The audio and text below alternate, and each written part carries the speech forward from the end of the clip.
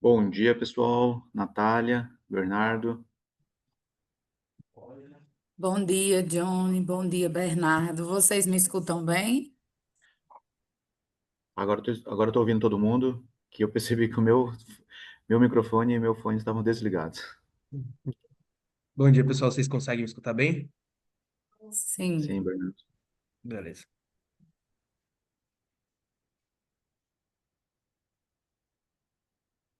Só vamos aguardar aí o tempinho. Faltam 5 minutos, né? Vamos ver se todos chegam aqui. Uhum.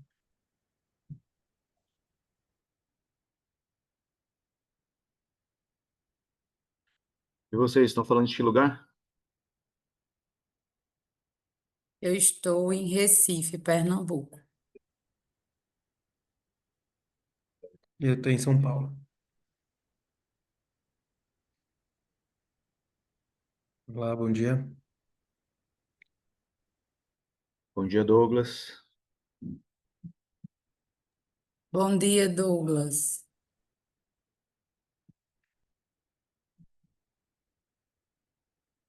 Acho que seu microfone está desligado, Douglas. Veja se é isso. Bom dia, sejam bem-vindos. Obrigado, bom dia.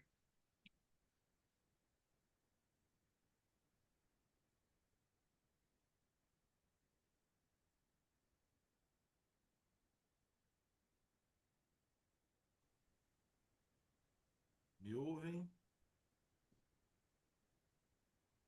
Fala, Bruno. Bom Bom dia, bom dia. dia, bom dia a todos. Tudo Bom dia, bem? pessoal. Tudo jóia? Bom dia, Bom Douglas. dia. Tudo bem? Bom dia, Bernardo. Tudo bem? Bom dia a todos, Natália. Ei, Johnny. Bom dia, tudo Bom bem? dia, Nani. Bom dia, tudo bem? E você? Prazer. Muito obrigado pela participação sua e a participação de todos aqui também, tá? Eu vim aqui apenas dar boas-vindas a vocês. Nós temos aqui o Douglas, né, que vai estar acompanhando. O Douglas já tem uma experiência, participou ontem também, né, Douglas, de uma sessão. E Ouvem? desejar uma boa sessão. Qualquer necessidade podem me requisitar. Nós temos aí hoje 3 trabalhos a serem apresentados e uma dinâmica de 1 hora e meia. Dentro dessa dinâmica, vocês podem ficar totalmente à vontade, flexível em relação ao horário. É claro que nós temos aí algumas regrinhas, mas ela pode se flexibilizar, viu, Johnny, de acordo com a sua dinâmica e vontade aqui dentro. Aquela apresentação de 8 minutos, mais 7 de debates, mas, enfim, estou apenas reproduzindo por si só, mas fique à vontade para vocês, assim, conduzir essa sessão, tá bom? Conseguem me Muito ouvir? obrigado, Hernani. Eu que agradeço. Passei aqui apenas para dar as boas-vindas, eu vou passar por outras sessões, qualquer coisa vocês podem entrar em contato comigo, estou à disposição, tá? Tá joia. Tá Desejo legal, muito uma obrigado. excelente, Me ouvem, excelente não? apresentação. Obrigado, Douglas, mais uma vez, agradeço a vocês. Ô, Hernani, depois eu quero um fundo de tela aí bonito desse aí, Douglas. O Hernani tem que contribuir com a gente, né? Eu te envio agora, Johnny. Fique à Eu fiquei vontade. procurando aqui, deixa eu colocar aqui um fundo de tela aqui do SEMIAGE do ano passado, ano retrasado, não achei aqui. Vocês não estão me ouvindo, Olha, não? Johnny, estou abrindo aqui o seu WhatsApp nesse exato momento Ah, agora vamos. Aí, Douglas, vai Me chegar aí para ouvem? nós. Vocês para estão me ouvindo? passar para você exatamente. Passei no teu Tô ouvindo. WhatsApp agora. Ouvem bem? Sim, Ah, agora tô ótimo. ouvindo. Johnny, passei no teu WhatsApp agora essa imagem do SEMEAD, essa que nos espelha aqui. Aí fica à Aí, vontade já também. salvei, já. Bom, pessoal, boa apresentação a vocês. Muito Obrigado, obrigado professor. pela presença e parabéns por vocês estarem aqui. Muito obrigado. Com licença, até logo. Até logo, até logo. Logo, bom dia. Bom dia. Pessoal, bom dia a todos. Douglas, muito obrigado, tá, pela contribuição aí. Por favor, me ajude a conduzir a nossa discussão aqui, para que ela seja sempre bem rica e para que a gente possa aproveitar bastante. Claro, claro, puxa vida. Deixa eu só colocar aqui, ó. Ah, agora sim. Tá ficando bem mais legal. Agora é só inverter agora. Mas, ô, Johnny, dá pra ver certinho aqui. Talvez pra ti esteja o contrário, mas a gente Ah, é? vê certinho. Aham. Eu acho que Então, fica como espelho pra ti mesmo aí. então beleza. Beleza? Pessoal, vamos dar então a abertura, né? Quero agradecer muito a disposição de todos, agradecer a todos que enviaram seus trabalhos, realmente é muito desafiador, depois, se vocês puderem, na apresentação de vocês. Veja que nós temos 1h30, né? Então, assim, não sei quantos artigos o Douglas participou ontem, se foi 3, foi 4, se foi 2, foram 2, né? Mas com 3 artigos, Douglas, 30 minutos aí aproximadamente para cada um, acho que 10 minutos acho que dá para vocês apresentarem, depois a gente faz uma discussão de cada artigo, e aí o artigo apresenta, você tem aí 10 minutos, aí depois a gente discute seu artigo, aprofundamos, né, sempre com o intuito de entregar contribuições para os autores, certamente vocês têm muito interesse, né, em publicação, seja nacional, seja internacional, e então a ideia é sempre contribuir para que vocês possam melhorar os artigos de vocês, possam fazer boas publicações. Nós estamos em um processo de mudança, né, na CAPES com respeito à nota, né, dos artigos, e, sim, ontem eu até vi o site que a professora Michelle lá do Mackenzie, acho que o Douglas também é do Mackenzie, né, o Bruno, é isso, né? Sou do Mackenzie, inclusive a professora Michele Jucá, minha Isso. orientadora, minha desorientanda do doutorado. Então, você é um rapaz sagaz, né? Ai de você, não é isso, Ai Bruno? de mim. A Nathalie, tá lá de Recife, muito obrigado, Nathalie, por participar. O Bernardo, depois tu comenta aí de que... você já falou que é de São Paulo, né, Bernardo? Mas qual é a sua faculdade? A Nathalie é federal de Pernambuco? É Natália, é, Opa, Natália. é estadual de Pernambuco, UPE. Muito bem. Tá bom, Natália. E o Bernardo é de que faculdade, Bernardo? Do INSPER, aqui de São Do Paulo. INSP. Muito bom. Você está fazendo mestrado, doutorado? Mestrado. Mestrado. Muito É. legal. Bem, muito obrigado aí mais uma vez. E eu coloquei aqui uma ordem, que eu acho que está, não sei se é o que exatamente que está lá, mas eu tenho aqui como primeiro artigo, veja se você concorda, se os autores estão aqui, se tem que esperar mais alguém, senão a gente pode começar por ele, que é o artigo Além do Palpite, como o conhecimento de mercado e as influências sociais se relacionam com as decisões de investimento no Brasil. Quem que vai apresentar ele? Sou eu que vou apresentar. Bernardo, seus slides já estão todos ok? Não sei se você chegou a testar, tá bom? Já estão aqui, eu tô com eles aqui atrás. Eu acho que tá tudo ok. Tá bom. Depois, na sequência, só para a gente saber qual vai ser a sequência, alfabetização financeira, inclusão financeira e vieses cognitivos comportamentais, análise da influência sobre o bem-estar financeiro individual. Aí pode ser o segundo artigo, tudo bem? E o próximo e último artigo, Financial Literacy and its Role in Sustainable Development, Empirical Insights from Structural Equation Modeling. Então, aí fica como terceiro artigo. Douglas, se você concordar, a gente pode fazer a apresentação, depois da apresentação, você pode fazer seus comentários, eu faço algum comentário, e aí a gente pode abrir para os outros autores, né? E também os outros artigos, todos que estiverem aqui assistindo, fazer os seus próprios comentários, acrescentar aqui suas contribuições. E aí o Bernardo sempre fica à vontade para qualquer momento responder e contribuir também aí com a discussão, tá bom?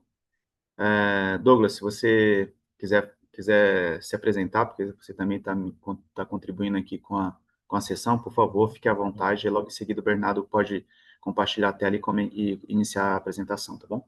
Claro, eu sou Douglas Vieira, sou aluno do doutorado da Universidade Presbiteriana Mackenzie, sou orientando da professora Michele Jucá na linha de pesquisa em finanças estratégicas, né? Então, nós estamos realizando alguns trabalhos acerca das práticas sustentáveis, né? E como que essas práticas influenciam no desempenho financeiro das empresas do setor imobiliário. Para mim é um prazer estar aqui com vocês, ouvindo os colegas trazerem aí os seus estudos, as suas pesquisas, e acho que é sempre um ganho, né, para nós, como colegas, ouvir pessoas que estão empenhadas na mesma causa, que é a produção de conhecimento, né? Sejam todos bem-vindos. Seja bem-vinda, Adriana, Natália, Bernardo, Johnny, e vamos lá, vamos trocar esse conhecimento aí que tudo haverá de se contemplar.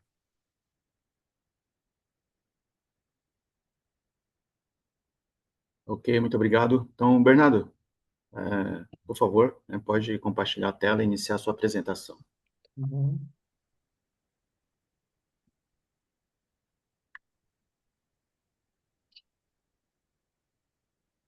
Todo mundo consegue ver bem? Isso. Uhum. Beleza, tá bom. Então, o nome do nosso artigo é Além do Palpite, como conhecimento de mercado e as influências sociais se relacionam com as decisões de investimento no Brasil. Como coautores temos eu, a Adriana Bruscato, que está na linha, que está também na apresentação. Ela foi a minha orientadora na parte da dissertação do mestrado. Professor Ricardo Humberto Rocha, do INSPER, Maurício Mesquita Bortoluso, que também era do INSPER na época, e o Antônio Matheus de Sá, da Ambima. O Antônio foi quem conseguiu, quem fez a ponte para a gente ter os dados da pesquisa e ajudou bastante na parte de conseguir os dados. Então, começando só por uma contextualização do período em que a gente trata a pesquisa, a pesquisa da Ambima foi realizada entre os anos de 2018 a 2023, e durante esse período a gente passou pela pandemia. E a gente viu um cenário em que, em 2020, 52% das pessoas investiam, e em 2021, esse número passou para 31% por causa da pandemia. E a pandemia, óbvio, ela mudou um pouco da percepção de risco e valor, também as taxas de juros caíram em patamares extremamente baixos, e lá em 2022 houve um pouco de uma recuperação para 39%, e em 2023 se manteve em 38%. Antes, eu acho que é importante a gente falar um pouco desse gráfico e explicar qual foi a nossa caracterização para os investimentos estudados. Então, a gente não achou uma caracterização comum entre bancos ou instituições, então nós tomamos a liberdade de separar os investimentos em complexidade baixa, média, alta, para facilitar o estudo, em que a complexidade baixa é poupança e previdência, complexidade média, fundos de investimento, títulos públicos e títulos privados. Aí já entra fundos de investimento que você precisa estudar um pouco mais, e títulos públicos e privados que têm risco de crédito e taxas de juros, então é um pouquinho mais complicado. E em alta complexidade, ações, moedas digitais, ouros e moedas estrangeiras. Aqui nesse gráfico, nós temos também a evolução de cada um a avaliação dos investimentos em cada uma das características. Então, lá em 2018, a gente tinha um número muito alto em complexidade baixa, e complexidade média e alta ficavam em números bem menores. Isso mudou bastante durante a pandemia, porque, como eu falei, os yields, as taxas de juros caíram a um patamar muito baixo, então isso mudou um pouco a percepção de risco e como as pessoas lidam com risco e retorno. E após a pandemia, a complexidade baixa voltou a crescer um pouquinho e se manteve estável, a complexidade média e alta também cresceram um pouquinho. Agora, sobre os objetivos. Então, a gente viu esse cenário e descobriu que nós gostaríamos de estudar dois principais objetivos, que é analisar como o conhecimento de mercado afeta as decisões de investimento e investigar como as influências sociais afetam os investimentos também.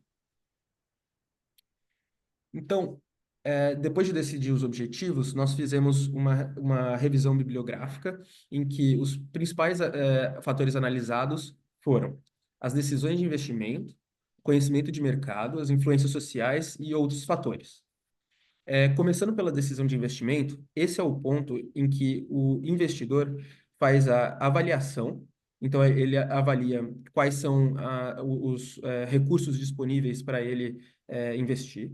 Depois, define os objetivos de médio e longo prazo. Faz uma alocação nos produtos de investimento que ele julga adequados. E, de tempos em tempos, existe uma revisão em que você realoca os produtos de acordo com seus investimentos de médio e longo prazo.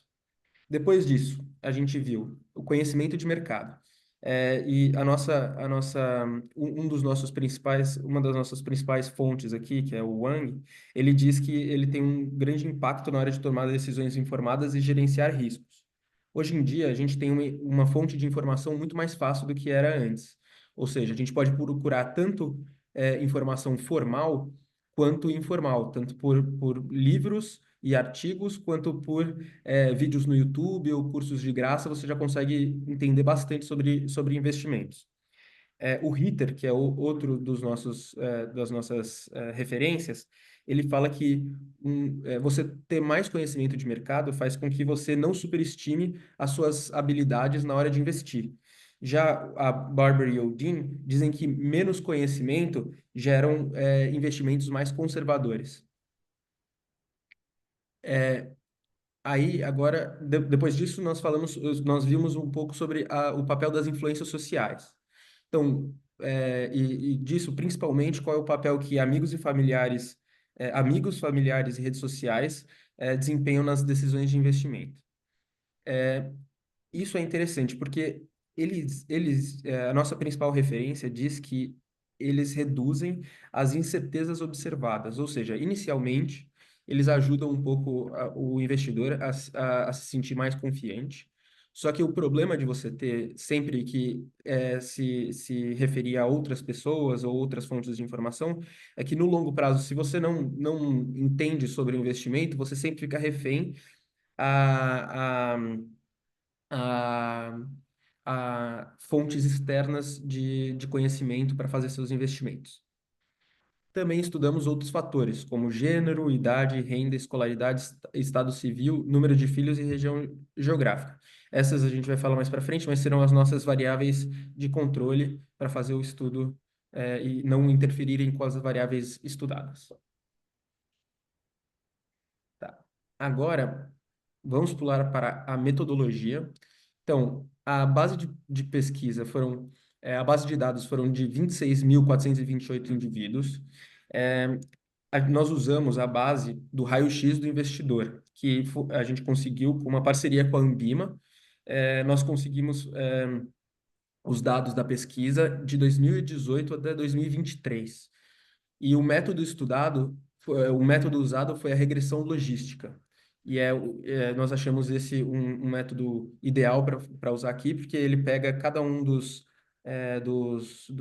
fatores e ele determina qual é a probabilidade e quanto cada um interfere na minha variável estudada. Então, agora partindo para as variáveis, nós usamos como variável dependente, desculpa, a escolha dos investimentos dos produtos financeiros, como variáveis explicativas, conhecimento e as fontes de informação, e como variáveis de controle, para não interferir nas nossas variáveis explicativas, a escolaridade, renda, idade, gênero e número de dependentes. E a classificação, conforme eu expliquei no slide lá de introdução, era os investimentos, a escolha de produtos financeiros, a gente colocou que eles poderiam escolher entre baixa, média e alta complexidade. Aí, primeiro, vou passar um pouquinho sobre os resultados descritivos, que esses foram os que nós ainda não estávamos na parte da regressão. Então, só alguns números interessantes que nós achamos, entre eles que escolaridade desempenha um papel fundamental. 63% dos indivíduos com ensino superior investem, enquanto 25% só com ensino fundamental investem. Renda. Antes, sobre a renda, uma das nossas fontes dizia que você ganhar mais gera uma flexibilidade. Então, você pode investir, se você fizer algo de errado com o seu dinheiro, você não vai ter um problema tão grande para recuperar isso no futuro. Isso se reflete nos nossos resultados descritivos. Então, 73% dos indivíduos com renda acima de 10 salários mínimos investem, contra 25% com a regra de até um salário mínimo. E gênero, nós vimos que a participação dos homens tem uma ligeiramente maior, mas como é muito próximo um do outro, a gente considerou isso que não era significativo. Era 41% contra 39% homens e mulheres investem, então não achamos que essa fosse um resultado significativo. E aqui um pouco das conclusões da regressão. Então, sobre o conhecimento de mercado. Conhecimento de mercado é o principal fator para investir quando a gente fala de produtos de média e alta complexidade. É, os, porque investidores que estudam e entendem mais de mercado, eles tendem a diversificar mais os seus portfólios. Fontes de informação. A fonte de informação profissional, ela é mais importante nos primeiros passos. Então, nos investimentos de baixa e média complexidade. Só que nos investimentos mais complexos, a gente viu que a busca autônoma, ela é mais impactante. E isso nos leva a crer que você precisa de mais engajamento para estudar e até se sentir confiante na hora de investir em produtos mais complexos. Depois, influências sociais. Nós vimos que amigos e familiares e redes sociais têm um forte impacto para iniciantes. De novo,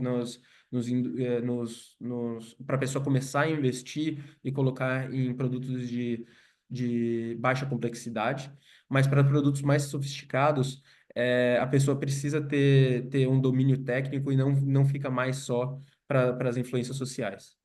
E em perfil do investidor, nós vimos que escola e renda aumentam a propensão para investir em ativos de maior risco e que mulheres preferem produtos mais conservadores, enquanto homens preferem produtos mais arriscados.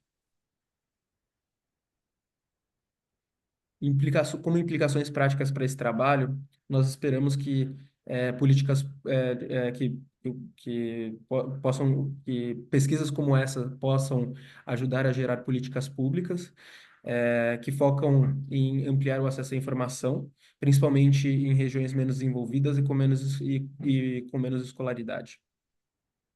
Também para o setor financeiro, nós esperamos que isso possa gerar produtos mais acessíveis e programas de educação para melhorar a confiança e a participação dos investidores. Desculpe. Como limitações e recomendações, a principal limitação do trabalho é que os dados da Ambima são autodeclarados. Isso significa que eles podem conter vieses na hora da pergunta e na hora da resposta. E também a pesquisa foi realizada durante a pandemia, que pode gerar algumas distorções na hora de analisar os fatos. Para futuras recomendações, a gente recomenda que próximos estudos possam aprofundar o estudo do papel das redes sociais e influenciadores e vieses comportamentais nas decisões financeiras.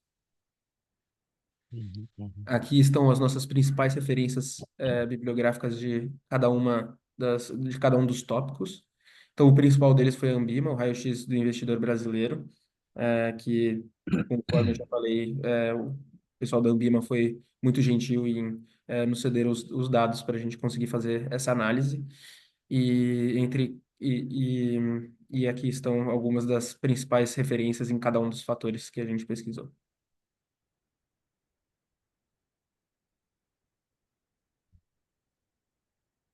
Bom, pessoal, muito obrigado por ouvirem a apresentação. Se vocês tiverem alguma dúvida, eu estou aqui para responder. Bem, Bernardo, primeiramente, parabéns, né, pela sua apresentação, parabéns aí por sua pesquisa. Professora Adriana, que está aqui, né, acompanhando, né, parabéns aí pela pesquisa. Certamente é um tema muito inovador, então isso enriquece as contribuições, inclusive você mesmo colocou ali questões de política pública que podem ser retiradas, né, desta pesquisa, né? Não sei se essa pesquisa vai ser parte, né, do seu mestrado, ou se você está fazendo um artigo que você ainda está construindo, se você já pensou em submeter para alguma revista, de repente começar a adequar a revista, né, seja os métodos que você utilizou, que até tem aqui alguns comentários que eu vou fazer, e também algumas informações que eu acredito que possa contribuir para a continuidade aí da pesquisa, né? Seja ela para ir para um próximo artigo, para um novo artigo, seja para que você possa pensar, talvez, e incluir neste momento, tá? Não sei se a professora Adriana gostaria de fazer mais algum comentário a respeito do artigo após a apresentação do Bernardo, porque senão eu iria pedir para a gente fazer os comentários do artigo, mas, professora Adriana, por favor. Não, o Bernardo apresentou muito bem, né? Eu acho que a ideia era essa, entender melhor como é que é, a decisão de investimento desses investidores, é sempre aqui pessoa física, né? Está relacionado à parte de influência social, né? E aí o conhecimento do investimento. Então, ele já comentou aí os principais resultados, né? Então, eu ajudo aí na hora das respostas, se precisar, tá? Então, como você falou, a gente está ajustando aí um artigo, né, para submissão, né? Ele fez uma ótima contribuição aí durante o mestrado dele, o mestrado profissional, então, digamos assim, que ele foi um pouco além da conta, né? Ainda bem, né, Bernardo? Investiu aí um tempo razoável para fazer essas análises. Legal. Bem, parabéns também, professora Adriana, por suas contribuições. Eu vou fazer aqui, Douglas, alguns comentários, aí Ótimo. depois você, por Fique à favor, vontade. fique à vontade. Vocês até comentaram ali no início sobre a questão que não existe uma padronização, né, de como categorizar.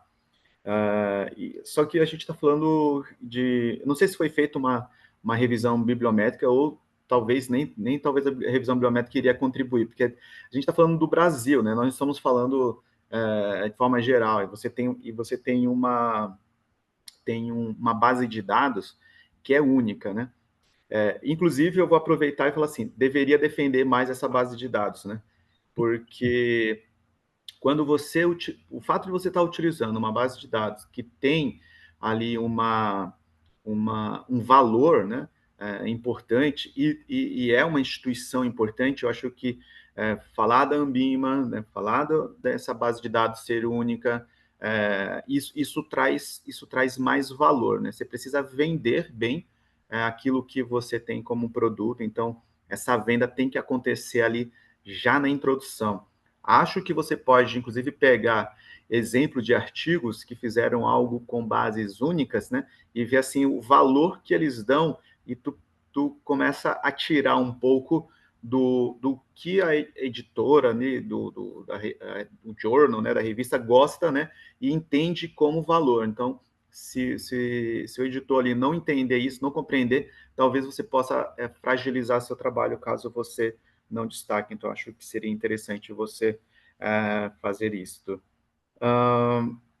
Sobre a questão de padronização, fica, lógico, uma ideia, talvez, para um próximo artigo. As instituições financeiras também, elas não têm padrão quando elas nos enviam suitability, né?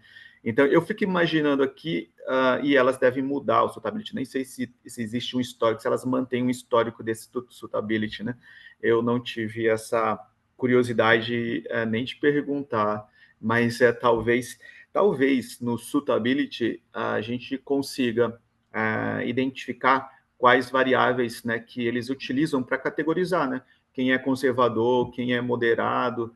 Então, talvez ali o suitability das instituições financeiras consiga agregar a essa base de dados, e aí talvez categorizando melhor, né? Ah, isso também vai depender da revista que você for enviar. Talvez eles peçam um pouco mais de análise estatística. Talvez eu pensei aqui, e aí você me fala se vocês chegaram a pensar nisso, tanto análise fatorial, porque quando você faz uma análise fatorial, tu começa a categorizar, porque você colocou lá na regressão logística, né, qual que é conservador, qual é moderado, você tentou ali categorizar. Talvez rodar ali um modelo com análise fatorial para verificar se quais são as principais variáveis que se aproximam deles e se realmente o moderado está diferente do conservador, né? Eu fico imaginando aqui se isso vai dar diferença na análise fatorial. Uma clusterização, talvez, né, você possa pensar ali como é que, de forma com esse cluster, onde que eles estão mais próximos, quais variáveis estão mais próximos de quais dependentes, né, para defender essa variável dependente, né, porque aí você teria mais defesa para rodar um modelo de logit com essas variáveis dependentes e, de fato, elas serem importantes ali da forma como você categorizou, né? Talvez seja um fator aí até de teste de robustez, não sei, ou talvez antes. Tem que pensar aí como você pode utilizar, mas aí fica essa informação de análise fatorial e cluster para que você possa analisar. Tem um relatório que eu acho muito interessante, já venho acompanhando já há uns 2 anos. Eu descobri ele, acho que ano passado, ano retrasado, na realidade, mas ele já tem alguns, né? É o Plano Bienal de Supervisão da CVM. Já ouviu falar? O Plano Bienal de Supervisão da CVM, a CVM ela vai determinar o que eles vão investigar, que é uma análise de risco, né, do mercado, né, uma das principais funções da CVM é proteger o minoritário, o investidor minoritário. Então, e o pequeno investidor, né, que talvez seja essa aí a sua contribuição, que você que também quis incluir como política pública, né? Então, e lá nesse relatório da CVM, ela lançou nesse ano, né, 2026, 2027, se eu não me engano, e aí você vai encontrar que ela tem lá um fator lá de risco sobre influências, né? Como é que ela está lidando com os influências. Você colocou ali a questão familiar, como um fator aí que parece que cria uma nuvem, né? Bem, se alguém falou para mim, então acho que está certo, então vou por esse caminho. Então, se você tinha dúvida por falta de conhecimento, você passa a não ter dúvidas, não por conhecimento, mas aí tem um viés aí de representatividade, né, que você pode incluir, e aí talvez valha a pena você ir lá nesse relatório da Bienal do CVM, quando você for fazer lá as suas contribuições, aí você pode incluir as contribuições e chamar a autarquia, né, do que você conseguiu trazer para a autarquia, contribuindo aí com a sua pesquisa, contribuindo com a sociedade, contribuindo com a CVM. Eu acho que você tem uma contribuição boa para que você possa destacar, e de novo, mais um órgão, assim como a Ambima, que você pode destacar aqui, que você está levando a contribuição e que você está tirando essa base de dados, né?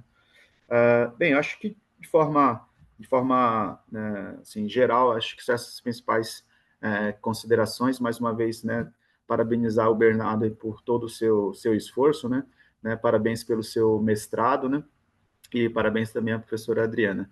E aí, Douglas, por favor, se você... aliás, desculpa, professora Adriana e Bernardo, se vocês quiserem fazer alguns comentários sobre o que eu comentei aqui, fique à vontade, e depois o Douglas pode continuar. Tá. O único comentário é que quando eu falo que não existe uma padronização na caracterização dos investidores, que você comentou a parte do diligence, né, do suitability. Então, assim, o negócio é que a gente pesquisou, tanto na Ambima, a Ambima é quem cria as regras para fazer o suitability e para fazer essa parte de padronização. Só que no site deles mesmo, eles dizem que eles deixam aberto para cada instituição fazer a padronização de acordo com o jeito que eles escolherem. Então, o nosso grande problema na hora de criar as nossas a nossa classificação foi esse, porque sim, se você pega uma instituição individual, sim, ela vai ter lá a classificação, mas elas não têm um padrão. Então, cada instituição tem a liberdade para fazer a própria classificação. Por isso que a gente precisou fazer a nossa e padronizar e dizer que aqueles eram os nossos instrumentos estudados para cada uma das classificações. Perfeito. Tá bom? Muito obrigado. Obrigado, Rogério. Obrigado pelos comentários. Douglas. Acho que temos pouquinhos minutos, mas, enfim, temos uma hora. Acho que Não, eu só tranquilo. vou me atentar aqui a algumas questões, né? O trabalho está muito bem realizado, né? Eu vim ontem de alguns trabalhos na área de finanças que apresentam nada contra a questão, mas eu compreendo que é fundamental em trabalhos da linha de finanças a metodologia quantitativa, né? Os dados estruturados, estatísticos e tal. Então, eu acho que não tem muito para onde correr disso, né? A única coisa que eu senti falta foi de embasar um pouco mais as teorias, né? Então, por exemplo, no trabalho em questão, talvez abordar um pouco mais lá da teoria do prospecto, né? Ou até mesmo um parágrafo. A gente sabe que o cobertor é curto, né? Talvez aprofundar um pouco mais nas teorias que embasam o estudo de vocês, né? Então, as teorias aí de artigos seminais de finanças, né? A teoria do prospecto, eu ali não me lembro de ter visto assim um aprofundamento nisso ou na questão de heurísticas e viéses cognitivos.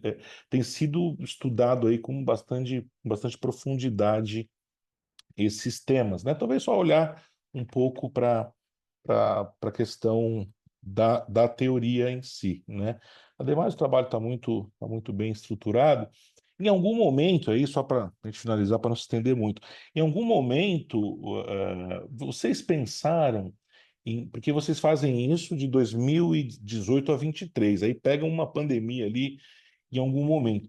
Vocês pensaram em utilizar esses dados atípicos para chegar em alguma análise mais aprofundada, ou vocês fizeram isso de uma forma linear, né? De 18 a 23, ou vocês estudaram, olha, aqui nesse momento houve isso, por conta disso nós tivemos esse outro novo cenário que depois, em algum momento, ele chega a mudar novamente. Vocês pensaram nisso ou não?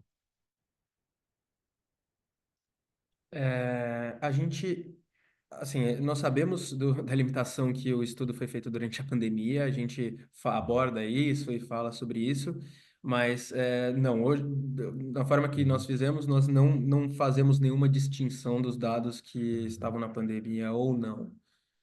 A gente usou como uma variável, na verdade, eu não lembro, a gente chegou a colocar como uma variável de controle, eu não sei se a gente, no trabalho final, não estou lembrado se a gente colocou ou não, mas como uma variável de controle só para ver o impacto da pandemia, mas a gente não tratou Uhum, muito a fundo esses dados, uhum. não. Não, claro, não, tá ótimo, gente. Obrigado, parabéns pelo Muito trabalho, bom. está muito bem elaborado. Então, de Mas é parabéns. interessante, Douglas, o seu comentário. Deixa eu aproveitar e complementar, que nem levantei a mão, já vou falando. Tá cedo ainda, Não tem problema. já tô falando. O professor fala muito. É interessante, eu tenho dois alunos de mestrado que estão realmente estudando essa questão. Então, mais relacionado à parte dos vieses comportamentais e como é que a pandemia alterou, né, as percepções, né, até relacionadas à aversão a risco e etc., né?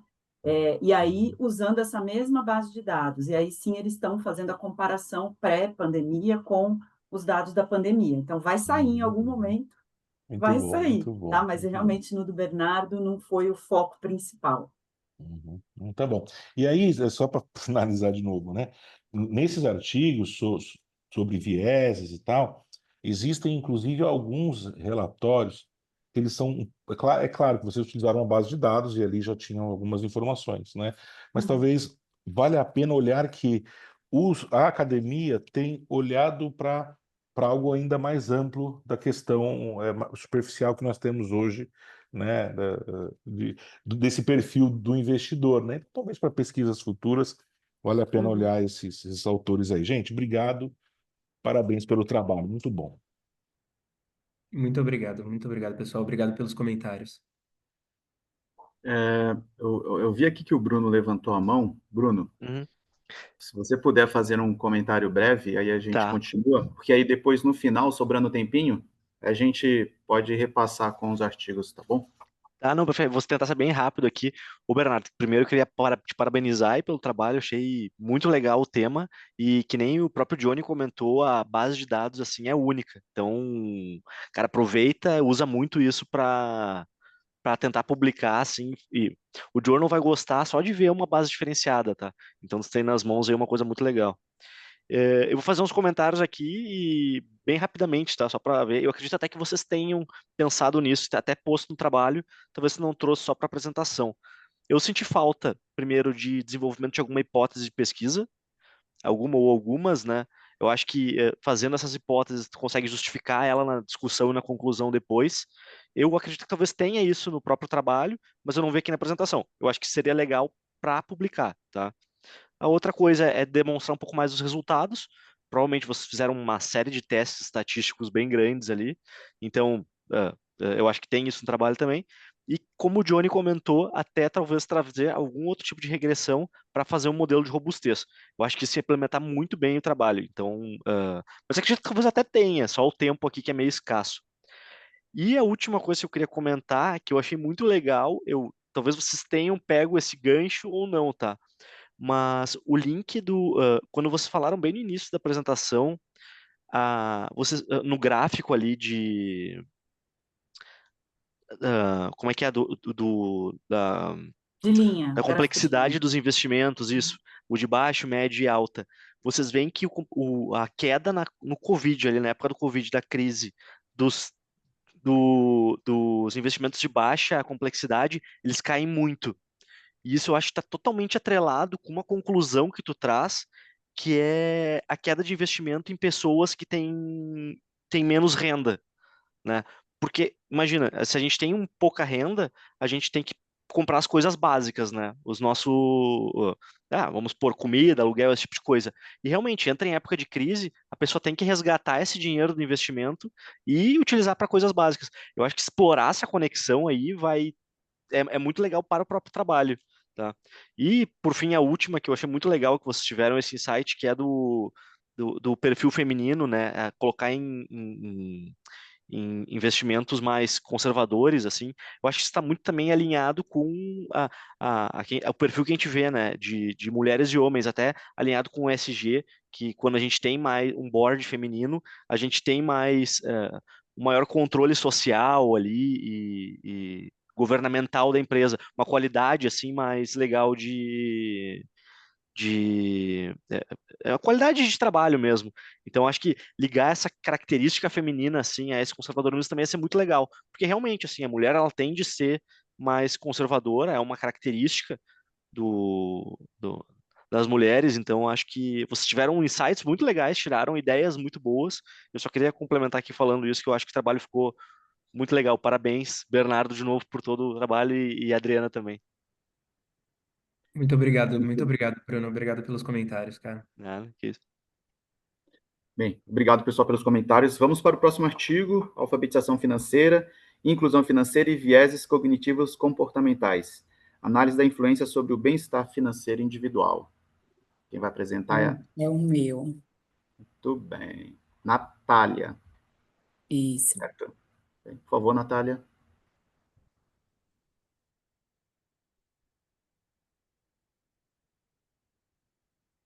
Estão vendo o slide? Então, vamos lá. Deixa eu mexer aqui para não cobrir o slide. Gente, bom dia a todos. Eu estou falando aqui de Recife, da Estadual de Pernambuco. Meu sotaque é um pouco diferente do da maioria de vocês. Essa pesquisa, ela veio da minha tese de doutorado. Eu concluí o doutorado em 2022. E aí a gente vai tentando pegar artigos, fazendo artigos. Então, ao longo de 2022 para cá, eu apresentei alguns no SEMEAD e esse, digamos assim, é o que reúne o modelo principal da tese. É difícil, né? Eu acho que o Bernardo ele deve ter passado por isso, pegar uma coisa tão grande e tentar deixar em 16 páginas. Então, provavelmente vocês vão sentir falta de várias informações e aí a gente vai discutindo no final. Então, é, quem me acompanhou nesse trabalho com orientação foi o professor Aldo Calado, da UFPB, porque o meu doutorado foi na UFPB. O título da pesquisa é Alfabetização Financeira, Inclusão Financeira e Vieses Cognitivos Comportamentais, Análise da Influência sobre o Bem-Estar Financeiro Individual. Aí, na introdução, eu trouxe uma discussão de contextualização falando sobre os avanços tecnológicos que trazem novos produtos financeiros, né? Novas tecnologias no setor financeiro especificamente, e aí existe uma demanda inerente a isso, que é uma demanda por conhecimento, porque se você não conhece, você não vai usar. Então, esses avanços acabam trazendo essa necessidade.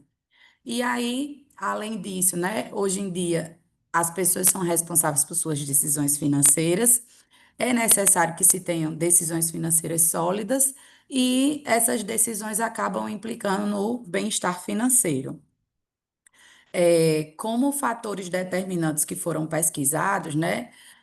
Foi os fatores que a pesquisa abordou foram a alfabetização financeira, a inclusão financeira, habilidades cognitivas, vieses cognitivos, os vieses abordados foram excesso de confiança e aversão à perda, e um viés comportamental de autocontrole de gastos.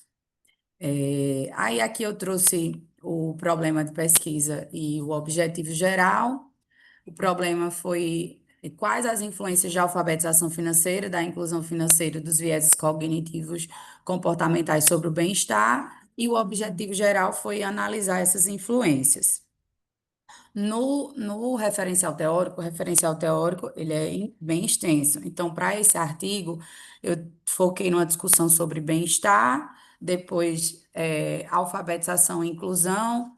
Aí, no bem-estar, a ideia que foi adotada é a trabalhada pela CFPB, que trabalha bem-estar financeiro como liberdade financeira e segurança financeira, numa perspectiva do presente e numa perspectiva do futuro. Então, o bem-estar financeiro foi abordado com essas duas dimensões.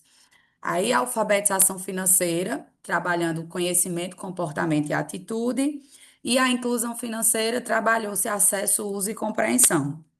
E os vieses de forma individual, né? Excesso de confiança, depois aversão à perda, depois autocontrole de gastos do consumidor.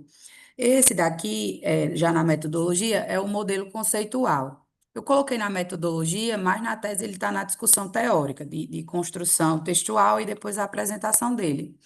Então, a gente tem esses círculos e esses tracejados para eu dizer, ó, esse tracejado inicial aqui de cima é a alfabetização financeira, mas ela foi mensurada por dimensão. Eu não criei um indicador de alfabetização financeira. Eu usei uma medida para comportamento, uma medida para atitude e uma medida para conhecimento. Do mesmo jeito, na inclusão financeira aqui, inclusão financeira percebida. É uma escala que foi desenvolvida com 3 dimensões: acesso, uso e compreensão. Essa outra bolinha aqui embaixo de inclusão financeira, ela foi uma medida objetiva que já existe, foi desenvolvida por Kelmara Vieira e numa escala de cidadania financeira, eu usei a medida de inclusão financeira. E no outro lado tem os vieses. Então, todos eles aqui estão direcionados para o bem-estar, e eu também testei a influência dos vieses especificamente no comportamento, né? Então, tem uma setinha aqui para cima, porque essa relação ela foi testada.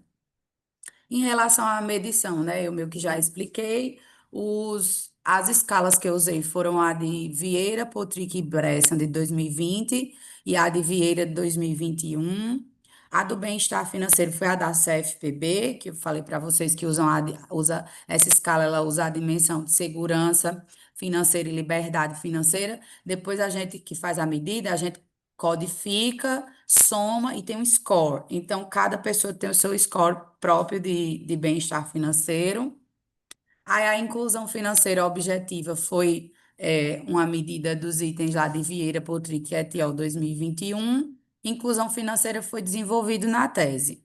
Excesso de confiança foi desenvolvido na tese, desenvolvido porque do jeito que se queria medir, não foi encontrado na literatura, né? E a aversão à perda. Existe uma escala de Lee et al. 2021, ela foi adaptada para o Brasil e teve a escala também de autocontrole, que foi do House, Barden e Nenkov. Então, essas foram as escalas utilizadas na pesquisa. A população foi brasileiros em geral com idade maior do que 18 anos, amostragem não probabilística por conveniência e por bola de neve, mas fez-se uma justificativa sobre o uso do RDWLS como uma medida robusta para dados ordinais e justificando aí que amostras, mesmo por conveniência e por bola de neve com tamanho significativo, não influencia no ajuste do modelo, né? Então, no final, foram feitas várias coletas, porque foram feitas análises fatoriais exploratórias, depois confirmatórias, mas a amostra final que eu abordei no artigo foi essa de 752 pessoas, né, no Brasil inteiro. Aí, do ponto de vista de modelo, foi feito um modelo de mensuração, que considera todos os construtos latentes de forma simultânea, validade convergente e validade discriminante, e depois o modelo de equações estruturais, né, por meio da modelagem. Alguns indicadores precisam ser observados. Quem já usou modelagem de equações estruturais sabe que a primeira coisa que a gente precisa olhar são essas estatísticas aqui do quadro lateral, estatística aqui quadrado, que é muito sensível para amostras grandes. Aí a gente usa Q quadrado por grau de liberdades, e os índices de ajuste, RMC, SRMR. Então, o modelo estimado ele tem que ficar dentro desses parâmetros aqui. Se não ficar, precisa se fazer algumas alterações, né? Alguns ajustes, se for possível. Aqui já nos resultados, do ponto de vista descritivo, houve uma participação maior de mulheres, né, com 58,1%, os homens representaram 41,5% e 3 pessoas preferiram não responder em relação ao sexo. A faixa etária era uma pergunta aberta para a pessoa escrever e depois eu criei as faixas de idade.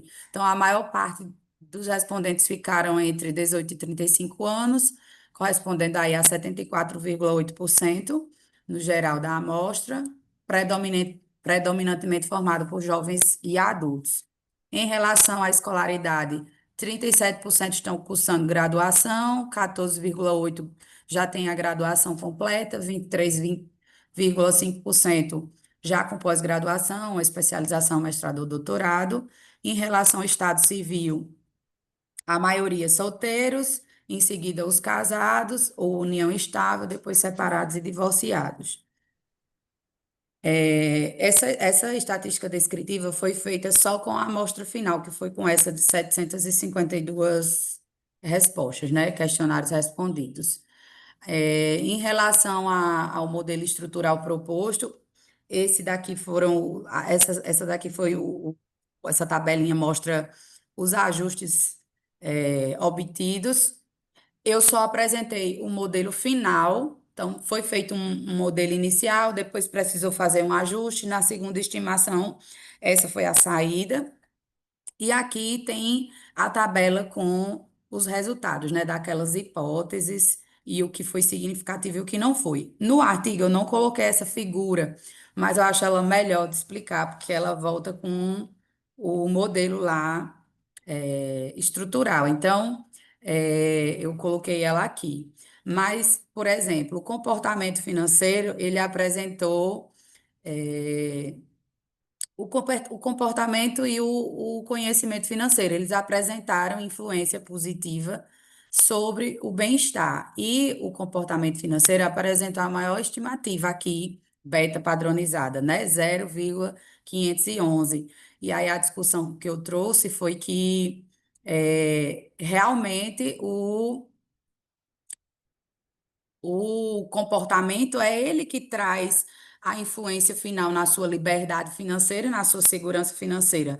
Não adianta você conhecer e não aplicar aquele conhecimento na sua realidade, o agir, né? Então, na discussão teórica, eu peguei esse resultado e abordei essa importância da ação, de você ter comportamentos financeiros positivos, já que os itens da escala 1 mediam comportamentos financeiros positivos. A atitude financeira não teve, né, relevância. Acesso, uso e compreensão. Acesso mostrou um indicador aqui de estatística de relação positiva. O uso, por outro lado, mostrou-se um impacto negativo, porém as perguntas de uso elas tinham pergunta reversa, a pergunta negativa, e aí por isso que o indicador ficou negativo. A inclusão financeira medida de forma objetiva também mostrou impactar positivamente o bem-estar.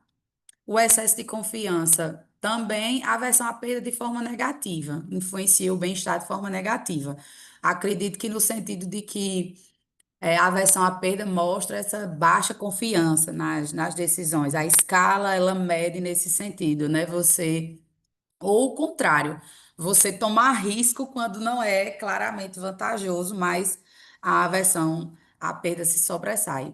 Então, a discussão dos resultados foram em cima dessas hipóteses, tanto das que deram da significância quanto das que não deram.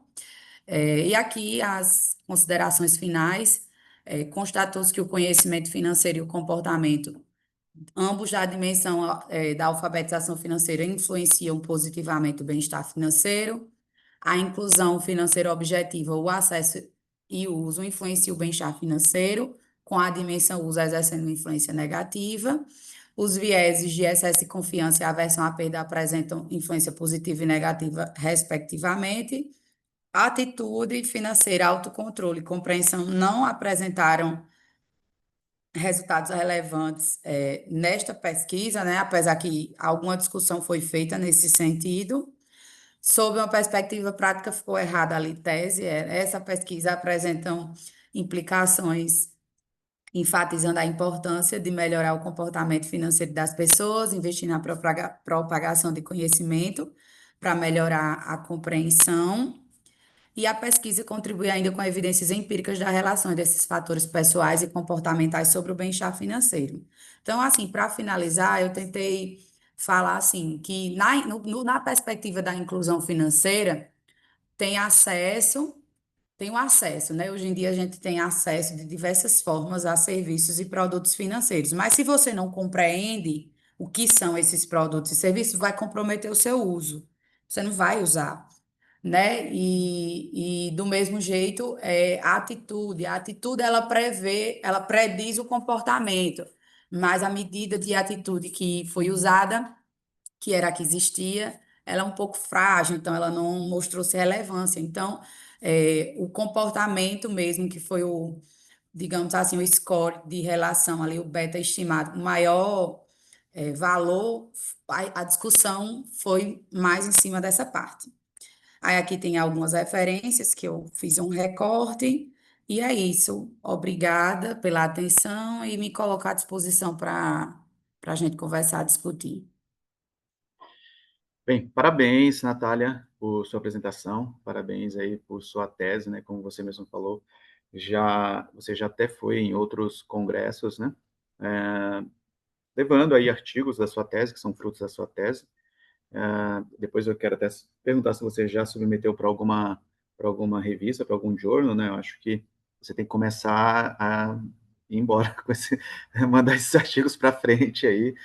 Você já apresentou já em congresso suficiente, acho que você tem que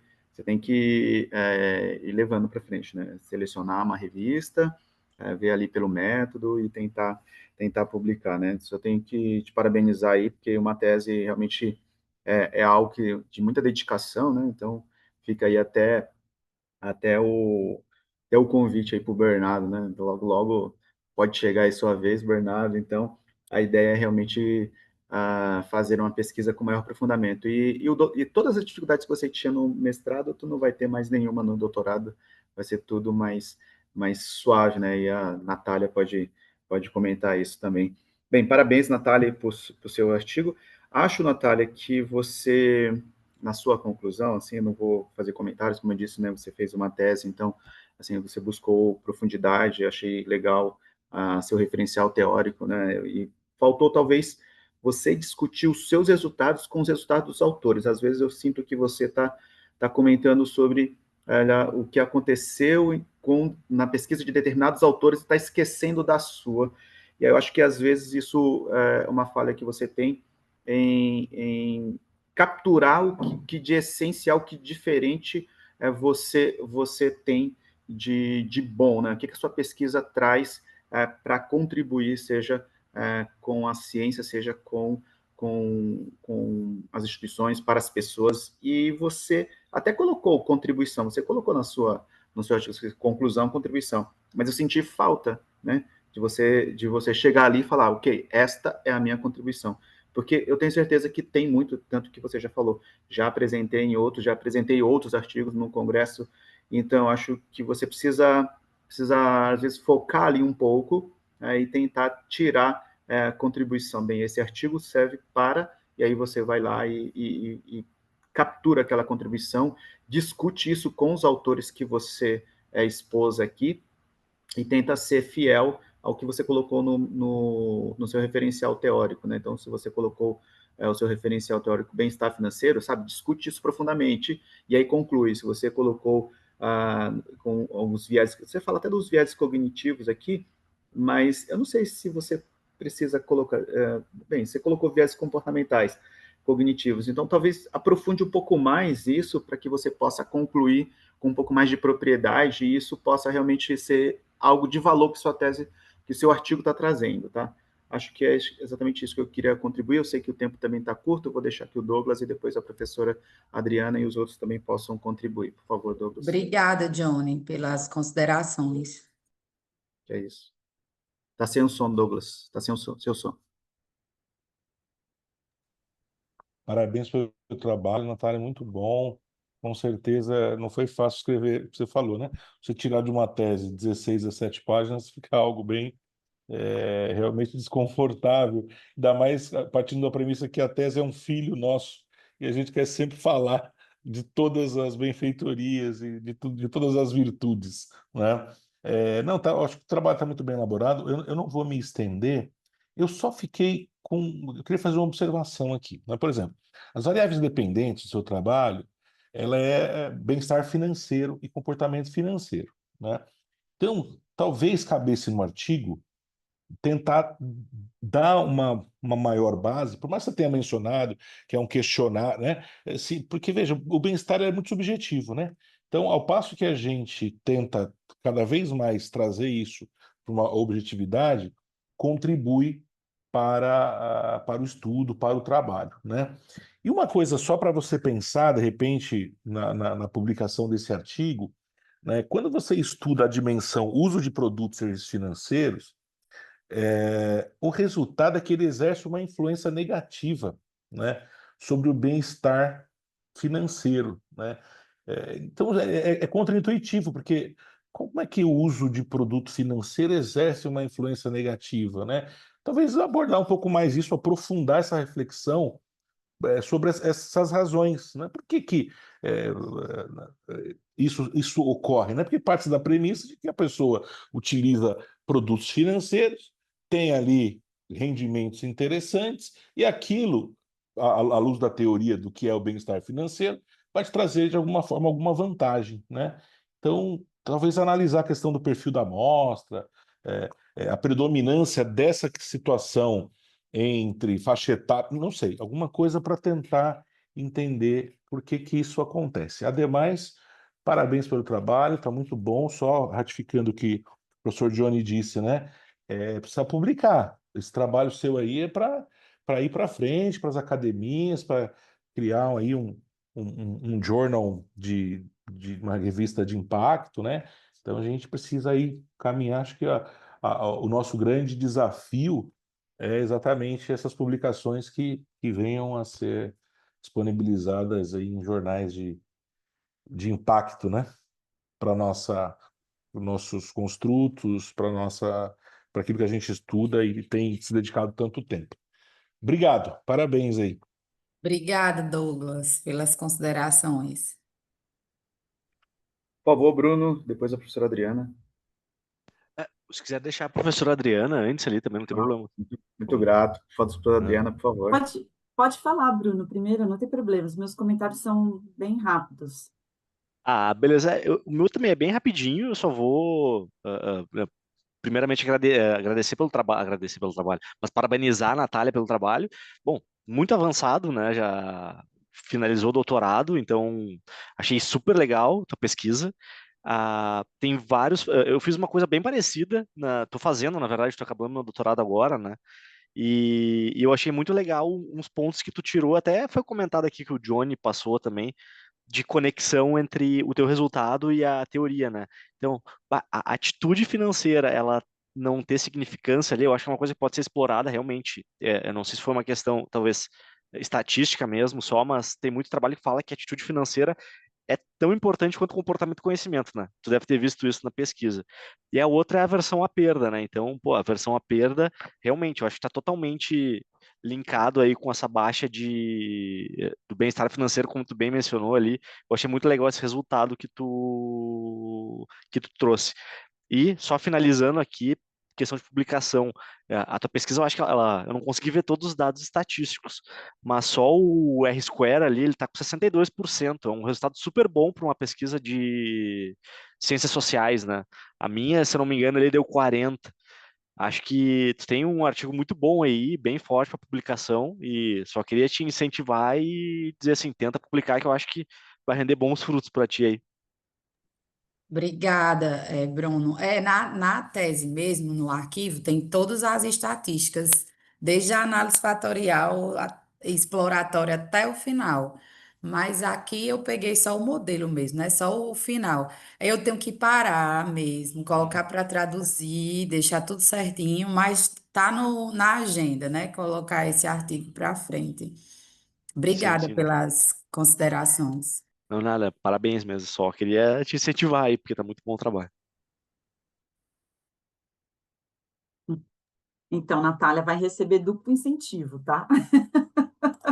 Porque realmente você está de parabéns, o trabalho é super interessante.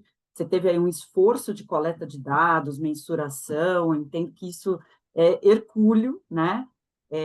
Então, eu vou passar aqui, você vê a diferença, né, do seu modelo conceitual teórico, né? Quer dizer, tem muitos fatores envolvidos, então você está de parabéns, né? Eu vou passar só algumas, vamos dizer assim, alguns comentários em termos de publicação, tá? Eu acho que o que vai te ajudar, e até volto no comentário do Douglas, né, a explicar essa relação negativa entre algumas variáveis, é o contexto, né? O contexto da sua amostra, a população que você está representando, né? Porque é diferente, por exemplo, dos dados que o Bernardo usou, que tem uma representatividade da população brasileira, porque foi assim coletado, né? A sua tem uma representatividade diferente. São jovens, escolarizados, população com uma renda maior. Então, talvez você já tenha algumas características dessa subpopulação, vamos dizer assim, que te ajudem a explicar esses resultados. Então, eu acho que um esforço na contextualização pode te ajudar na explicação desses resultados, tá? Em relação à modelagem, você fez tudo direitinho, e eu sou estatística, eu gosto de prestar atenção na parte da modelagem, tá? Mas ainda, vou sugerir que você coloque algumas variáveis de controle. Por quê? Principalmente as demográficas, porque como a gente viu, né, então, tanto na apresentação do Bernardo, Eu como fiz você... Eu então, e aí fiz você não... uma rodada dela, aí foi na tese, mas não foi no artigo. Então, no artigo é importante, porque quando você apresenta os resultados sem as variáveis de controle, você tem alguns efeitos que podem estar confundindo esses resultados. Então, super importante. Bom que você tem as variáveis mensuradas, é sempre bom apresentar os resultados com as variáveis de controle.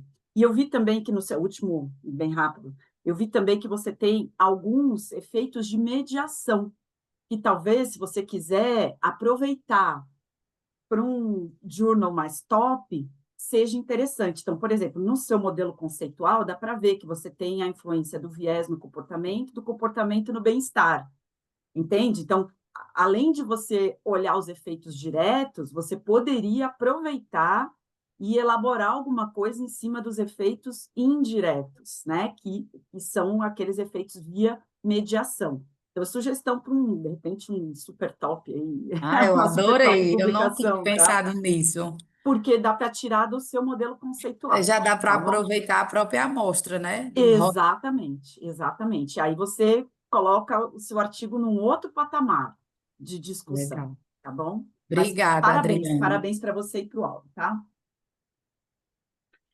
Muito bem, muito obrigado a todos pelas contribuições. Natália, mais uma vez, parabéns. Vamos para o terceiro e último artigo, e sobrando tempo a gente até conversa um pouco mais. Financial Literacy and its Role in Sustainable Development. Por favor, Mr. Bruno, compartilhe sua tela, pode ficar à vontade com a Claro, apresentação. vou compartilhar aqui.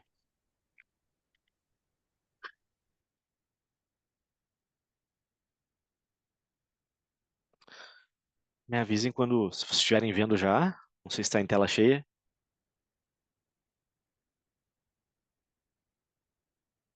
Vocês me escutam? Sim, sim, Bruno. Estamos vendo, escutando.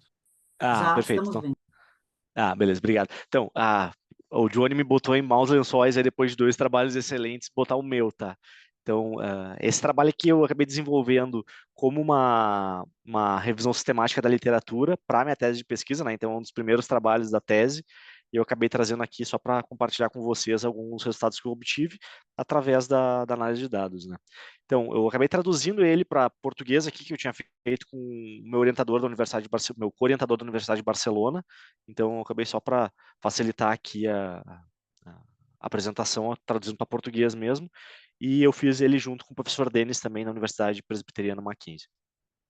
Então, basicamente, botando uma introdução aí num contexto, né, a literacia financeira ela é a capacidade de processar informações econômicas e tomar decisões sobre planejamento financeiro, acumulação de riquezas, endividamento e aposentadoria. Isso foi descrito pelo Luzard e Mitchell, né, que nem até a gente comentou anteriormente, tem outros trabalhos que falavam antes muito sobre a questão comportamental e viéses cognitivos, antes da Luzard e Mitchell desenvolverem a teoria, que foi realizada em 2014, né? E aí sim definir o que é efetivamente a literacia financeira. E também pode ser caracterizada como conhecimento, compreensão de conceitos, riscos financeiros, habilidades, motivações e confiança para aplicar esse conhecimento e compreensão para tomar a melhor decisão financeira e gerar aí o bem-estar financeiro para o indivíduo e para a sociedade. Isso aí citado pela OECD. E o que a literacia financeira apoia, né? Então, a popularidade dela cresceu entre pesquisadores e políticos, né? Diversos trabalhos citam esse resultado, e também é confirmado o aumento de volume de publicações, né? Então, ano após ano, a gente vê um aumento muito expressivo, o que demonstra aí que realmente ele é um assunto que está em alta na atualidade. E a literacia financeira ela acaba atingindo alguns conceitos bem definidos aí dos objetivos sustentáveis da ONU, né? Que então é a redução da pobreza, o bem-estar financeiro, né? Aqui está saúde, mas também o bem-estar financeiro, melhoria no crescimento econômico e trabalho decente e redução das desigualdades, né? Então, alguns trabalhos, eles trouxeram muito forte esses pontos que estão alinhados com essa questão do desenvolvimento sustentável, e por isso até foi um dos motivos de eu querer estudar esse tema na tese de doutorado. E porque eu acabei também focando um pouco no modelo de equação estrutural, né? Porque ele é um modelo econométrico experimental que ele contribui significativamente para analisar o impacto da literacia financeira na tomada de decisão econômica.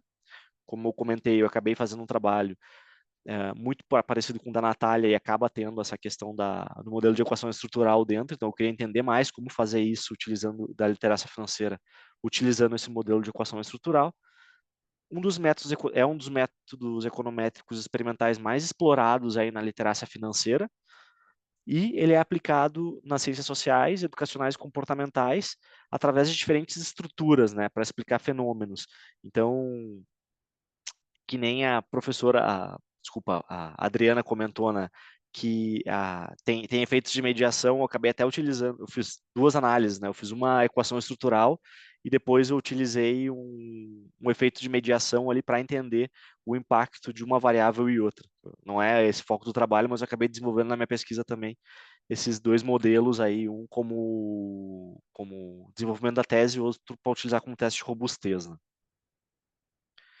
E qual o problema de pesquisa e objetivo desse trabalho, né? Então, o problema é como a modelagem de equação estrutural pode ser aplicada em pesquisa sobre literacia financeira, para identificar as relações com o bem-estar financeiro, e o objetivo aí é definir uma agenda de pesquisa para trabalhos na literacia financeira, utilizando aí essa metodologia de equação estrutural, consolidar os artigos mais relevantes da literatura que utilizaram a modelo de equação estrutural para explicar a literacia financeira e suas variáveis dependentes e independentes, e investigar aí as percepções empíricas a partir de estudos com o modelo de equação estrutural, né? Então, acabei fazendo uma análise aí geral do que teve de resultado no final e como que eles foram explicados, né? Para entender como que era o contexto, o cenário atual e tentar identificar aí oportunidades de novas pesquisas.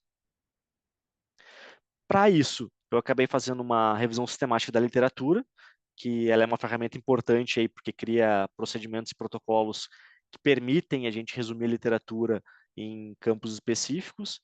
E para isso foi utilizado aí o SPAR 4SLR, que ele tem uma capacidade muito forte aí e racional para justificar as decisões dessa revisão sistemática da literatura. Então, basicamente, eu acabei utilizando os dados da Scopus da Web of Science, por serem duas bases de dados bem relevantes na academia. O período utilizado foi 2014 a 2024, porque 2014 foi o marco, né, dessa criação da teoria da literacia financeira pela Luzard e Mitchell, e 2024 pelo ano ali que eu acabei realizando a pesquisa. Eu filtrei as palavras-chave Financial Literacy e equação estrutural.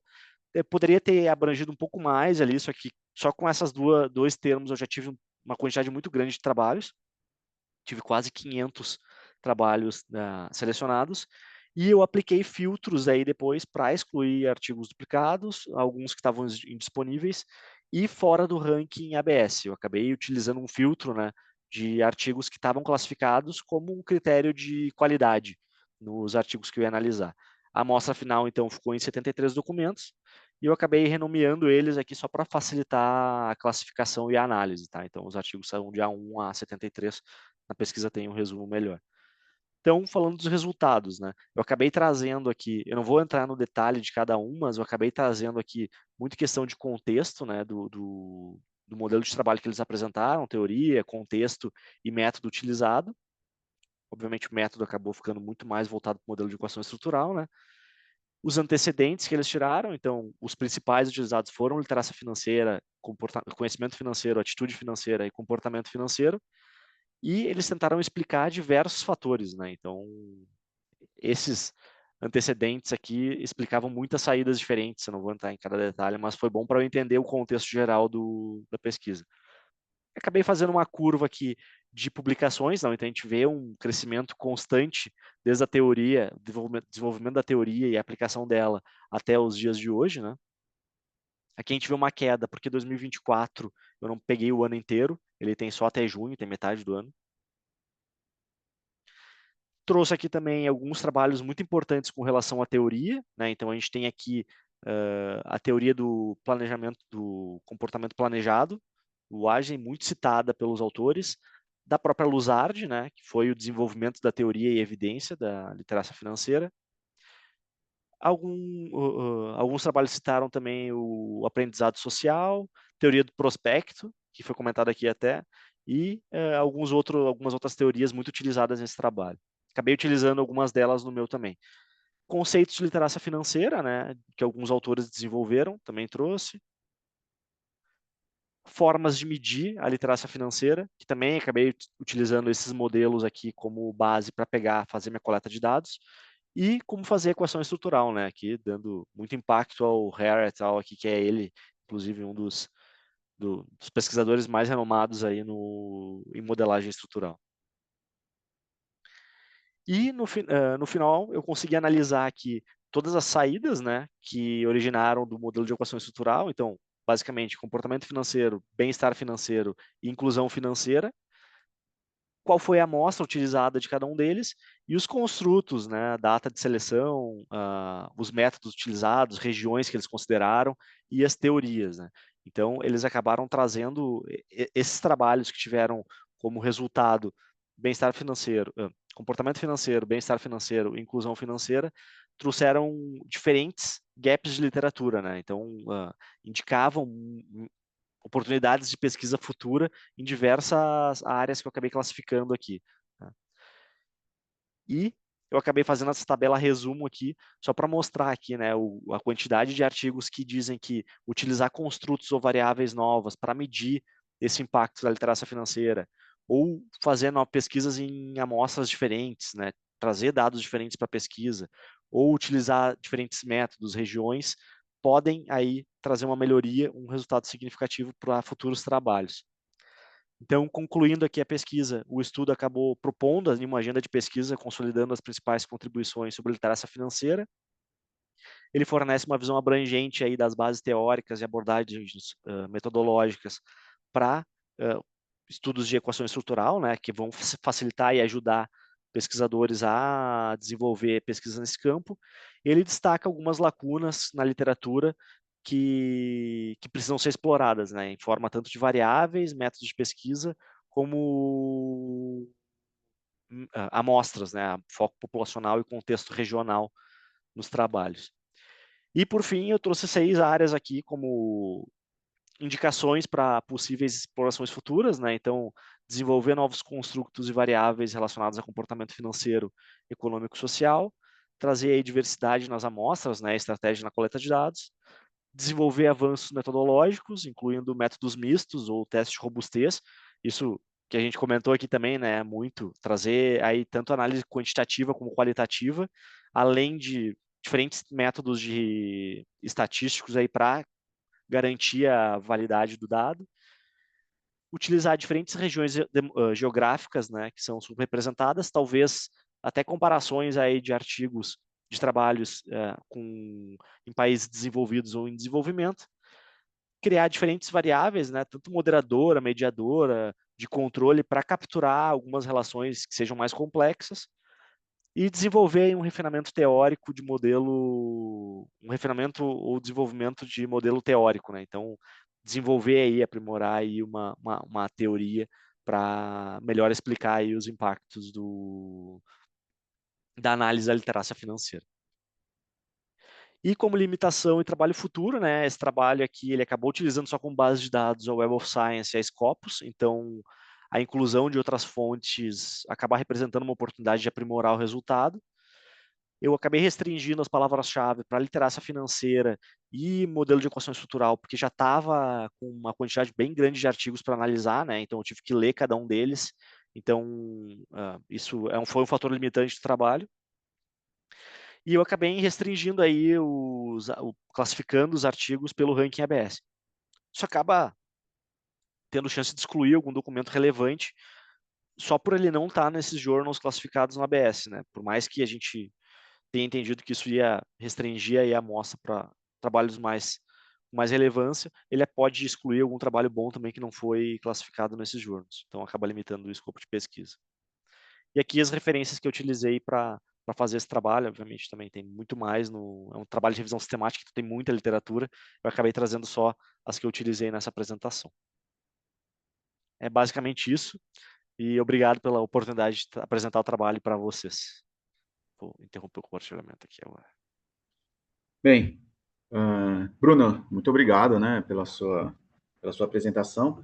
Parabéns também por conta do trabalho que você está fazendo, né, o seu doutorado. Então, imagino que isso tem gastado algumas noites, madrugadas, feriados, né, enfim, talvez até o Natal passado e já comprometendo o próximo, mas É isso, tá dando certo. Parabéns, viu? Parabéns. Gostei muito do seu trabalho. Eu fico me perguntando, aí a professora Adriana depois pode comentar, eu fico me perguntando por que algumas revistas não aceitam revisão sistemática para publicação, se há tantas contribuições, e isso eu estou ampliando aqui o campo para dentro da academia, né? Imagine para fora, né? Certamente traz muitas contribuições e economiza muito foco, né? Que cada instituição, autarquia precisa ter quando precisa criar políticas públicas, né? E às vezes a gente precisa fazer isso rapidamente. Então, esses artigos com revisão sistemática deveriam existir em maior número, né? Em mais revistas, tá? Achei muito legal, assim, vou fazer alguns comentários, a gente tem 10 minutos. O filtro da lista ABS acho que ajudou bastante você a chegar aí no consenso, né? Tem aí as ressalvas que você fez o comentário. Achei bacana a questão aí olha, e aí a professora Adriana depois, como ela falou, eu não sabia que a professora Adriana era estatística, agora eu vou utilizar aqui a expertise dela aqui. Eu fico me imaginando, porque o setor de saúde, ao fazer revisão sistemática, também utiliza a meta-análise para indicar o quão bom ou de que forma a gente pode utilizar, por exemplo, a vitamina C. Ou seja, a vitamina C é bom, mas assim, o 2% do seu corpo, né, de água não precisa mais de vitamina C, não vai contribuir a mais. Então a meta-análise consegue trazer isso. Então eu fico imaginando, já que você chegou até aqui, não que seja talvez para seu tese de doutorado, mas talvez uma meta-análise para, você até comentou ali, um dos últimos comentários, desenvolver, aprimorar, não foi isso? E aí talvez uma meta-análise para comportamento financeiro, uma meta-análise para bem-estar financeiro e uma meta-análise para inclusão financeira, talvez você encontre, talvez com a meta-análise você consiga esse último objetivo ali, desenvolver, contribuir ali com os modelos teóricos, com os modelos que já existem, tá? Mas é isso, mais uma vez, parabéns, né? Temos pouco tempo e, por favor, Douglas, né? Professora Adriana também, por favor. Muito Professora Adriana. muito obrigado, Johnny, pelos comentários. Professora Adriana, por favor. Não, quero parabenizar o Bruno. Bruno, parabéns. Eu sei que é difícil, né? Você já comprometeu o próximo Natal ou ainda não? Ainda está livre? Mais ou menos. Tá comprometido já, tá comprometido. Eu tenho que Já está entregar minha tese até comprometido. dia 20 de dezembro, depois fazer a Então, apresentação pronto. dela. Então, tá. É isso. Mas faz parte, né? É um passo que a gente precisa dar aí na nossa formação, que é importante. Eu quero parabenizar, você está indo muito bem, né, no trabalho. Faz todo sentido, né, você ter aí esse levantamento literário, né, antes da coleta de dados e antes até da parte empírica, se é que vai ter parte empírica, né, fazendo um comentário ao que o Johnny colocou, é muito difícil saber, porque tem revistas que não publicam essa parte de revisão sistemática da literatura, tá? Mas eu imagino, tá? E aqui eu não tenho nenhum artigo científico comprovando, que é porque você tem um grau maior de subjetividade nas escolhas que você faz na hora que você faz o levantamento sistemático da literatura. Então, termos, você mesmo colocou, né? Você pesquisou determinados termos, então, se cada um muda um termo, já muda o resultado, por exemplo, né? O tipo de revista publicada, né? Então, como você tem um grau um pouco maior de subjetividade, né?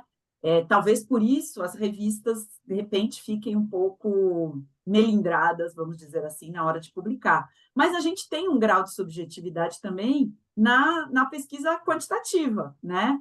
E aí a meta-análise, ela ajuda muito, né? A juntar todos esses resultados, tentar fazer um aglomerado, tá certo? Daquilo que a literatura traz, né? Sobre aquele objetivo, né, de pesquisa. Então, isso é bastante interessante, né? Então, eu fiquei só com uma dúvida, também não quero me aprofundar, Bruno, como que você vai medir o desenvolvimento sustentável, né? Porque você tem a literacia financeira e o papel dela no desenvolvimento sustentável. Então, eu fiquei com uma dúvida para frente, tá? Não, basicamente, assim, quando eu falo em termos de desenvolvimento sustentável, é tentar descrever, tá alinhado com alguma das premissas ali das ODS da ONU, tá? Então, Ok. comentando de objetivo sustentável, tá? O que que eu acabei, na minha tese, né, que eu acabei desenvolvendo? Muita parte de... Eu acabei trazendo a parte da Revolução Industrial, que tem a Revolução Industrial 4, né, que me fugiu o nome, a Revolução Industrial 4 é a 5. A 4 fala de tecnologia e a 5 fala Uhum. de centralização humana, né? Então, a 4 eu acabei utilizando aí como uma proxy aí para medir o conhecimento tecnológico das pessoas, o quanto que elas têm de conhecimento tecnológico, quanto isso vai influenciar a literacia financeira digital. Eu acabei utilizando muito mais o termo digital do que literacia financeira normal. Porque hoje a gente vê uma gama gigantesca de bancos de fintechs aí, coisa, e às vezes as pessoas não sabem utilizar e tem muita oportunidade aí também. E o outro lado é do investimento humano, né? O quanto as empresas investem nas pessoas, em cursos de finanças, em pós-graduação, educação, e por que a gente vê um cenário muito forte de que a literacia financeira, ela provém bem-estar financeiro, e o bem-estar financeiro, ele acaba trazendo tranquilidade para a pessoa desempenhar melhor o trabalho dela, né? Então, para a empresa, ela tem dois resultados bons, né? Um que ela vai desempenhar melhor o trabalho e outra que ela vai ter um funcionário com bem-estar ali, né? Vai estar bem com ele mesmo e com a vida dele. Então, por que as empresas Uhum. não investem mais num benefício desse tipo para como uma qualidade, assim, como um benefício mesmo para o funcionário, né? Então, tanto para reter ele, como para ele ter uma entrega melhor, né? Então, Uhum. eu foquei nesses dois sentidos, Legal. assim, para medir esse desenvolvimento sustentável.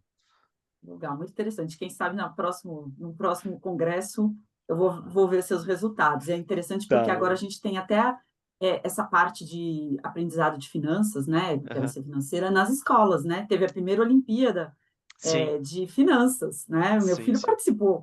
Então, Ah, que assim, é legal. bem interessante, né? É. Porque aí você já começa a aprender isso desde criança. Sim, é. Legal.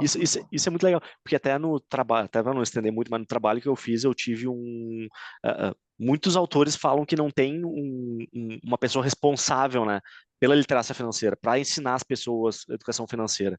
Então, quem que é? São os pais, é a escola, é o governo, é o trabalho, a universidade, então tá meio solto ainda, né? E eu vejo essa pegada das escolas, eu acho bem legal, assim, que ela tá meio que tomando essa iniciativa, né? Ainda Uhum. focado nas fórmulas, né? Mas É, tudo bem. mas É tudo um bem, tudo bem, começo. tudo bem. É um começo.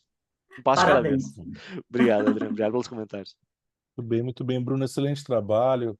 Parabéns pelo trabalho, pela apresentação. Você é colega nosso lá de casa, né? Aham.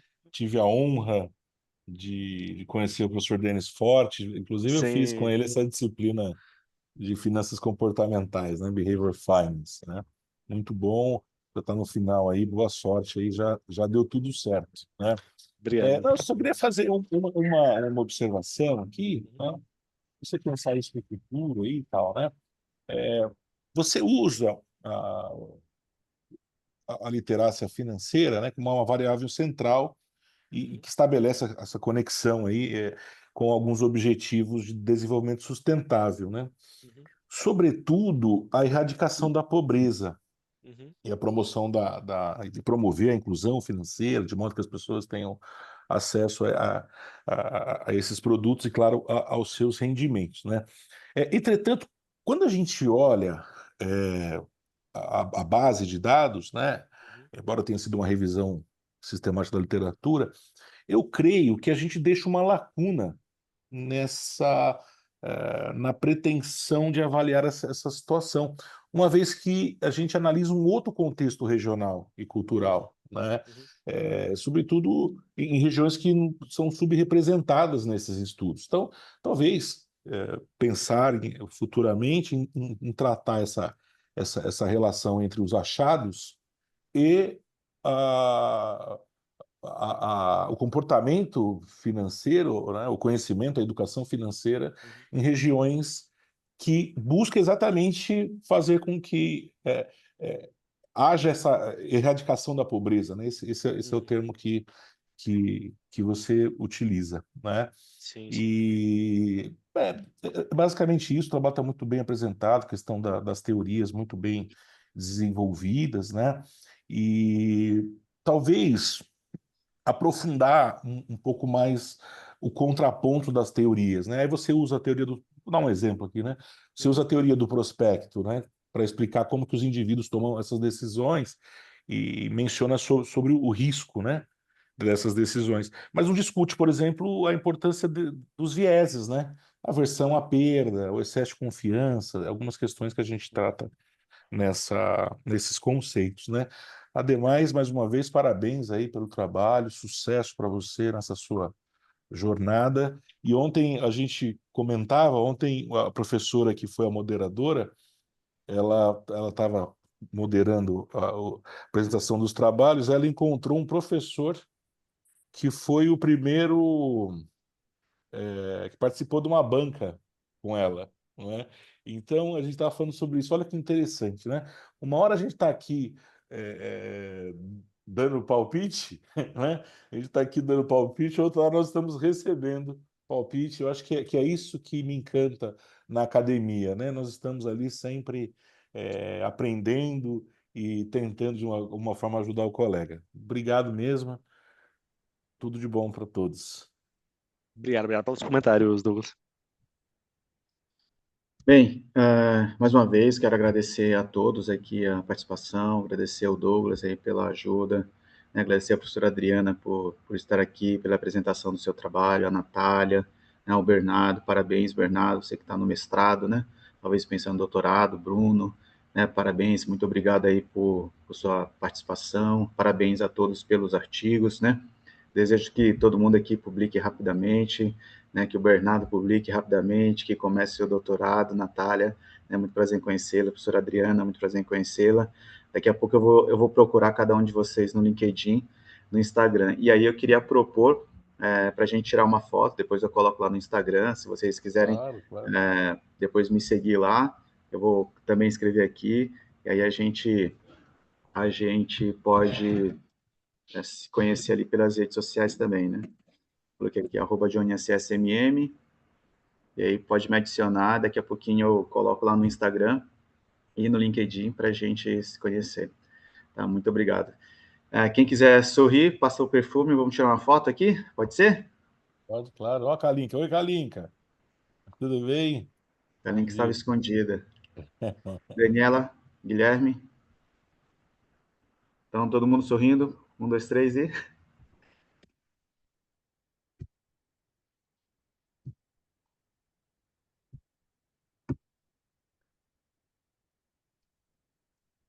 Pronto. Tirei aqui uma foto, se alguém mais tirou. Depois pode compartilhar.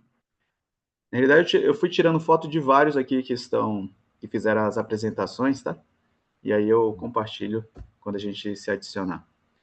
Tá ok? Pessoal, ótimo dia para Combinado. vocês. Ótimo congresso Obrigado, para gente. Tudo todos. de Deixa eu bom. só dar um Nos lembrete vemos. aqui, Douglas. Coloca aqui no Sim. chat a avaliação da sessão.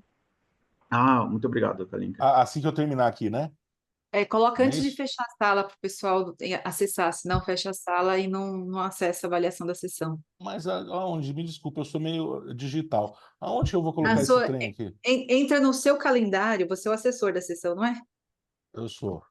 Entra no seu calendário, lá dentro tem o link para você pegar a avaliação da sessão e você joga aqui no chat, o pessoal avalia. Eu acho que eu consegui pegar aqui, Kalinka. Ó. Ah, É isso aí, Isso, né? é isso aí, isso. essa Kalinka é desenrolada. Vamos ver aqui. Aí não fica Pessoal, sem avaliação a sessão. isso. Por Ótimo, gentileza, né? ótimo. Todos possam contribuir aí na pesquisa. Tá bom? Natália, Douglas, Bruno, Adriana, Bernardo, Kalinka. Ótimo semiárido para todos nós. Nos vemos. Muito obrigado. Obrigado, um abraço Obrigada, grande. Tchau, pessoal. Tchau, tchau. tchau. Tchau, Bom dia. tchau, pessoal.